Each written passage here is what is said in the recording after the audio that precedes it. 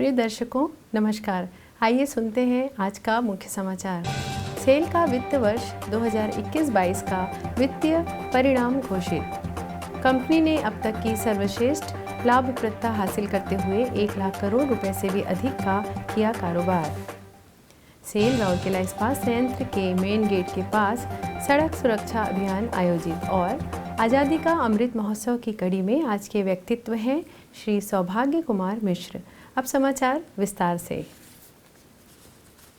Steel authority of India limited SAIL ने वित्त वर्ष 2021-22 के लिए 31 मार्च 2022 को समाप्त तिमाही और वार्षिक वित्तीय परिणाम घोषित किए हैं।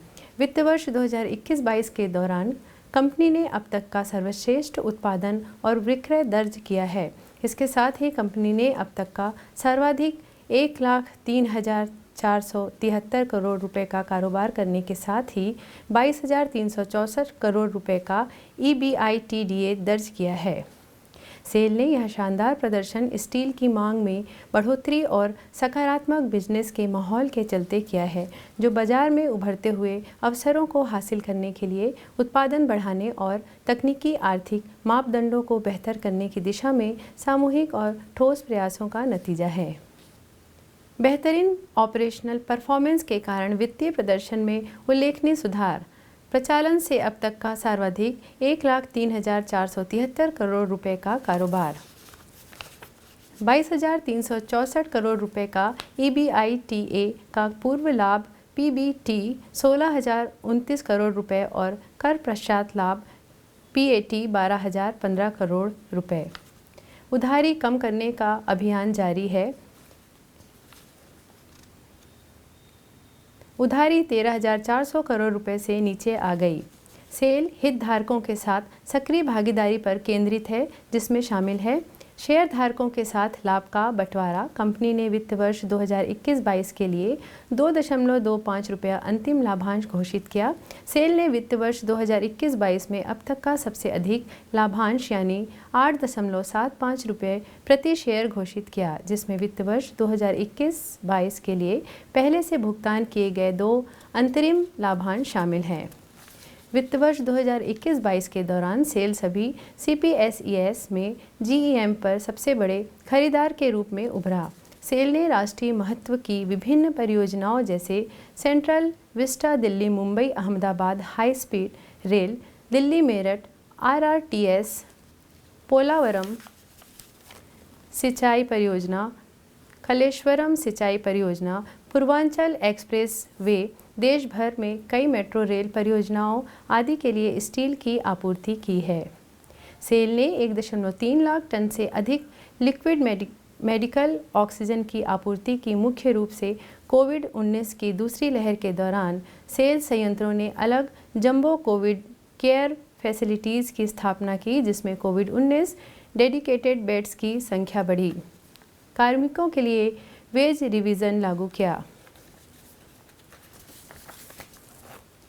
वित्त वर्ष 2021-22 का यह रिकॉर्ड तोड़ प्रदर्शन संगठन के आपसी सुचारू तालमेल के नतीजा है। हालांकि चौथी तिमाही के नतीजों को इनपुट लागतों में अभूतपूर्व वृद्धि, विशेष रूप से विभिन्न कारणों से आयातित कोकिंग कोल की कीमतों में बढ़ोतरी के चलते पूरी तरह से अछूता नहीं रखा जा सका। चुनौतियों के बावजूद कंपनी ने लागत को नियंत्रित करने के लिए कई सक्रिय कदम उठाए हैं। कंपनी आगे बढ़ते हुए अपनी प्रक्रियाओं और प्रोडक्ट बास्केट में निरंतर सुधार के लिए विभिन्न उपाय के जरिए अधिक इनपुट लागत और बाजार मूल्य अस्थिरता की दोहरी चुनौतियों का सामना करने के लिए योजना पर कार्य कर रही है। हॉट स्ट्रिप मिल के कर्मी समूह द्वारा हाल ही में मेन गेट के पास सड़क सुरक्षा अभियान का आयोजन किया गया।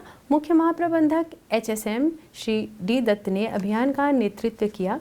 विभाग के वरिष्ठ अधिकारियों, कर्मचारियों और ठेका श्रमिकों, सुरक्षा इंजीनियरिंग विभाग और कार्मिक विभाग के प्रतिनिधि ने औचक निरीक्षण में भाग लिया। उप महाप्रबंधक HSM एवं DSO श्री चंद्रहास ने कार्यक्रम का संचालन किया। अभियान के दौरान कार्मिकों में जागरूकता पैदा करने के लिए पोस्टर और प्लकार्ड प्रदर्शित की गई। इस तरह के अभियानों का उद्देश्य सुरक्षा आदत को सुदृढ़ करना और संगठन के भीतर सुरक्षा संस्कृति को मजबूत करना है। कार्यपालक निदेशक वक्फ श्री SR सूर्यवंशी ने मार्गदर्शन में संयंत्र के अंदर विभिन्न स्थानों पर औचक निरीक्षण करने का अभियान शुरू किया गया था। विभिन्न विभागों के वरिष्ठ अधिकारियों के साथ शामिल CISF के प्रतिनिधियों के अलग अलग दल इन जांचों का संचालन करते हैं। वाहन चलाते समय लोगों को सतर्क रहने और संयंत्र के अंदर पूरी सड़क सुरक्षा सुनिश्चित करने के लिए ये जांच की जाती है। आज़ादी का अमृत महोत्सव समारोह के तहत सेल राउरकेला इस्पात संयंत्र ओडिशा के कुछ प्रतिष्ठित व्यक्तियों पर समाचारों की एक कड़ी प्रस्तुत कर रहा है। आज के व्यक्तित्व हैं श्री सौभाग्य कुमार मिश्र। वर्ष 1941 में जन्मे श्री सौभाग्य कुमार मिश्र स्वतंत्रता के बाद के ओडिया साहित्य के एक प्रख्यात कवि हैं। वे दुख, संघर्ष और आधुनिक जीवन पर आधारित समृद्ध कविताएं लिखने के लिए प्रसिद्ध हैं। वे ओडिया कविताओं में मिथक, कल्पना और रूपकों का सफलतापूर्वक उपयोग करते हैं। अंध, महुमाछी, मध्य पदलोभी, बजरजन, चुराचार उनकी प्रमुख उत्कृष्ट साहित्यिक कृतियां हैं। उन्हें उनकी कविता अंध महुमाछी के लिए वर्ष 1979 में ओडिशा साहित्य अकादमी पुरस्कार और कविता संकलन द्वसपर्णा के लिए वर्ष 1986 में केंद्र साहित्य अकादमी पुरस्कार से सम्मानित किया गया था। इसी के साथ ही आज के हिंदी समाचार यहीं समाप्त होते हैं। नमस्कार।